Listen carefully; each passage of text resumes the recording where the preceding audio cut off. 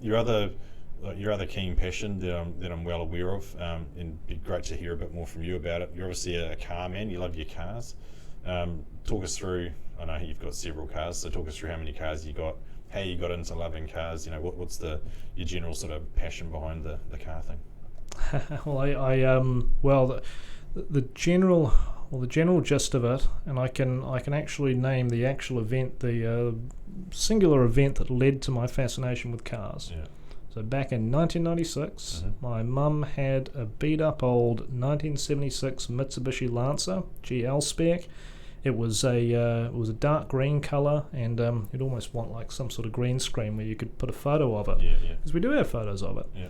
And in, I think, 96, they brought, suddenly, it wasn't part of it before, but non-structural rust started being taken into account in 96, and immediately took it off the road. It was rusted sort of around the roof and the A-pillars and everything.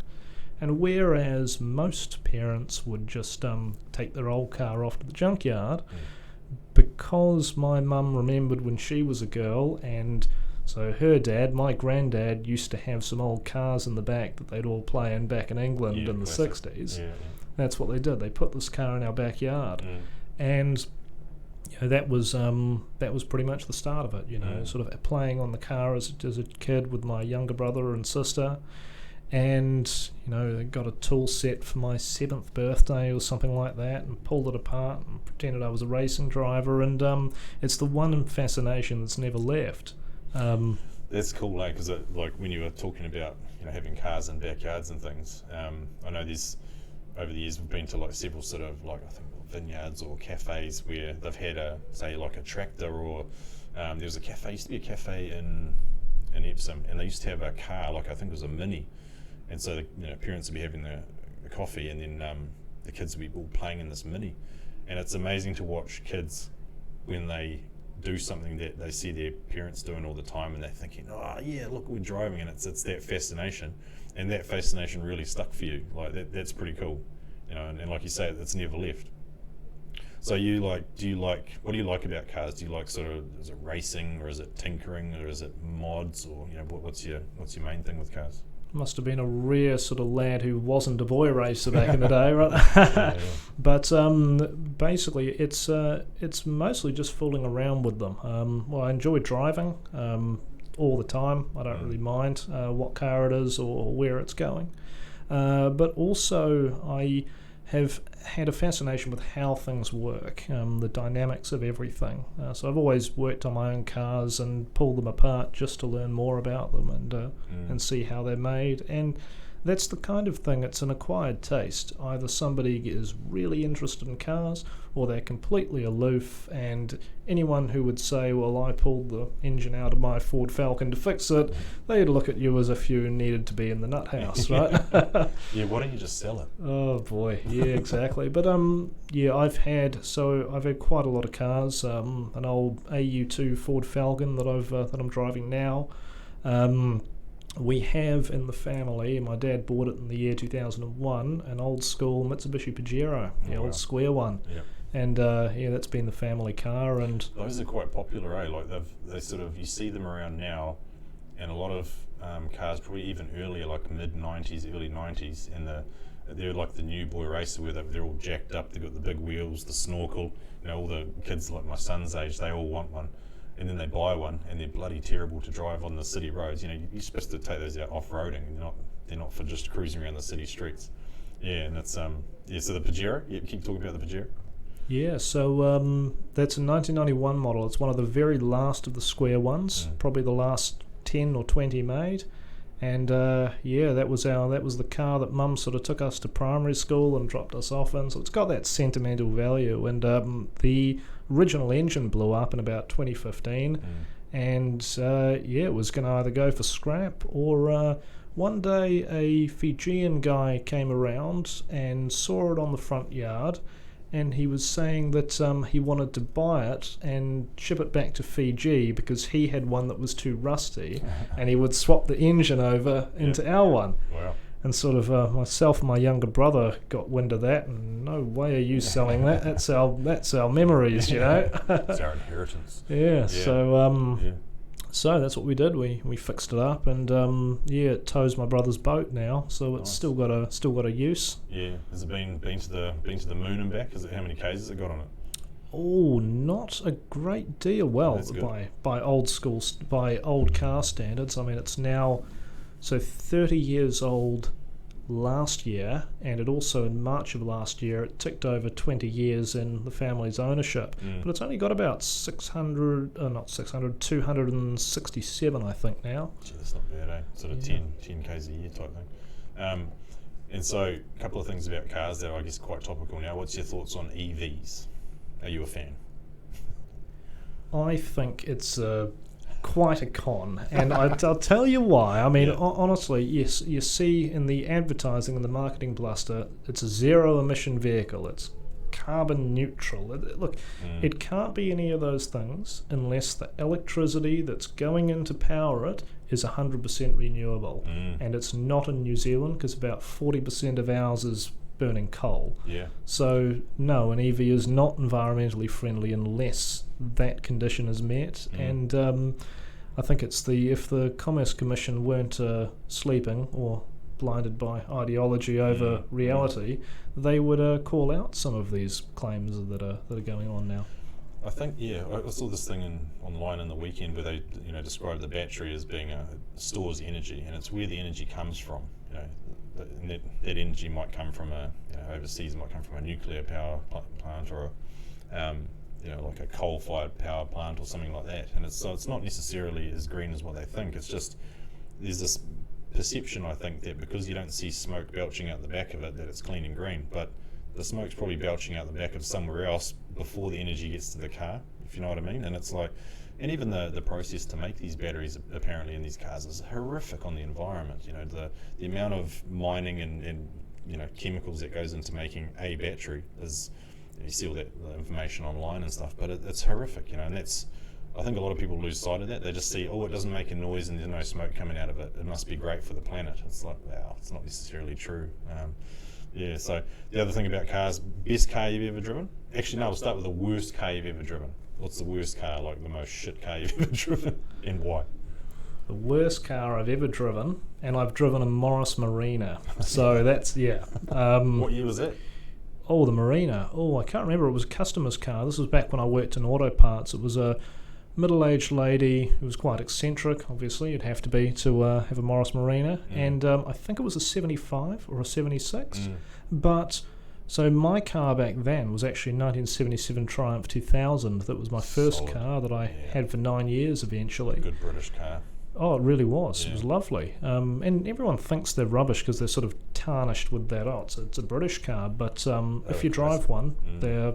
Oh, I've driven a Ford Escort and a Cortina, and they're better than that. Yeah, I was a Cortina guy. There's a real good Top Gear about the Ford Cortina. A Grand Tour about the Ford Cortina. But yeah, my dad had a Cortina growing up, and yeah, I ended up having a Cortina, and yeah, I mean, they're a great car if you've got nothing else to compare it to. But they got quite a bit of history around them, and then they talk about how they phased it out, and the Mondeo took over. But you get back to the Marina, like, why was it such a rubbish car? Actually, this car was worse than that. Believe it or not. Yeah. It was a company car I had. It was a 1997 Toyota Corolla wagon. It was that old sort of bulbous 90s sort of thing. Yeah. And it had the 2C 2.2 litre diesel engine. Oh, God. So I insisted on the last manual transmission one we had in the company, and I got it. Yeah. The way you drive a diesel that has no power, you're changing gear once every 1 to 1.5 seconds. Basically, that's the only way you can keep. It was 5-speed, yeah. Only way you can keep the progress going. So I actually tested on different occasions. The 0 to 60 or 0 to 100 in a manual was 30 seconds. In an automatic, it was 38.5. Really? I don't know if there was Holy something hell. wrong with them. I mean, they were all pretty old and beaten up by then. Was it on presumably it's on a flat, it's not going up a hill or down a hill even, like it's a flat? It was on a flat, yes. Yeah. I mean, and it's they're not bad cars. Dynamically and everything, they handle okay, they ride okay, but just those with that engine, that sort of combination, Diesel. no, worst. Diesel's come a long way though, hasn't it? But it's still diesel. Oh, I don't think I'd ever absolutely. buy a diesel. I'm not a diesel person. I like my petrol, I like my V8s, and that's about it. My car sort of has to be that. Well, diesel used to be cheap. It used to be significantly cheaper. Now it's up to about $2.50 a litre. So really, and the road users, that'll put it over 91. Yeah. So that's why the car that I drive now is the Falcon I've got is actually LPG powered. It's $1.50 a litre with a special fuel card that they give out because it's an environmentally friendly fuel. More so than it's probably more so than these blooming EVs, right? Yeah, certainly, and I can joke that I'm doing more for the economy of Taranaki than the Labor government because I drive an LPG powered car. Yeah. I like you guys. Oh, for sure. Mine some more gas. Yeah. Best car you've ever driven, and why? Oh, best car I've ever driven or owned? Both. Okay.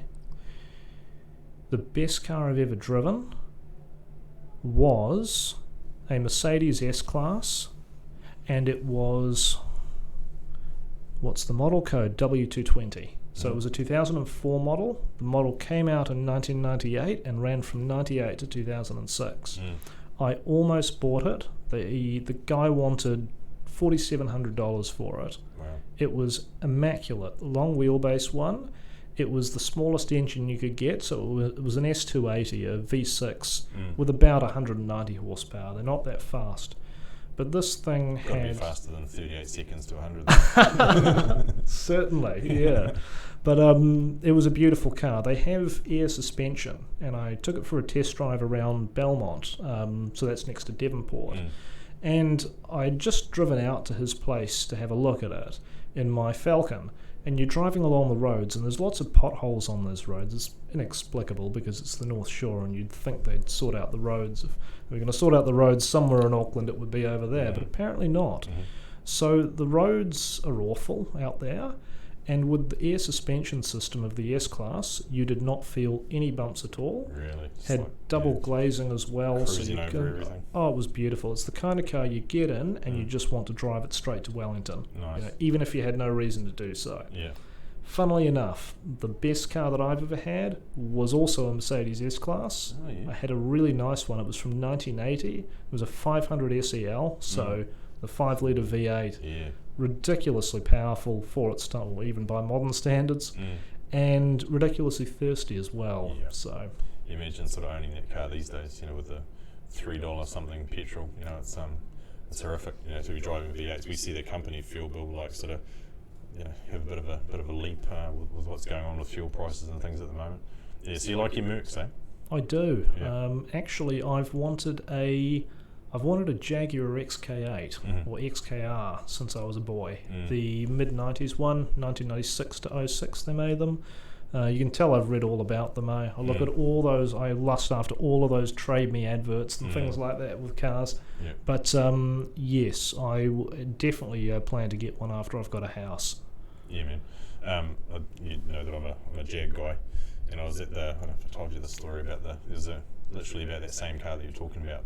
I was filling up at the gas station the other day, and this old geezer next to me sort of pops his head around the pumps, and he's like, "Oh, I like your car," blah blah blah. And we had a bit of a chat about things, and I peered over, and he had an XK. Must have been probably an early 2000s type one, maybe 2008 or something like that. But anyway, he was saying that he bought it for 10 grand, and I was like, "Shit, that's a lot of car for 10 grand." But then he said he was at the supermarket, and someone backed into his front bumper.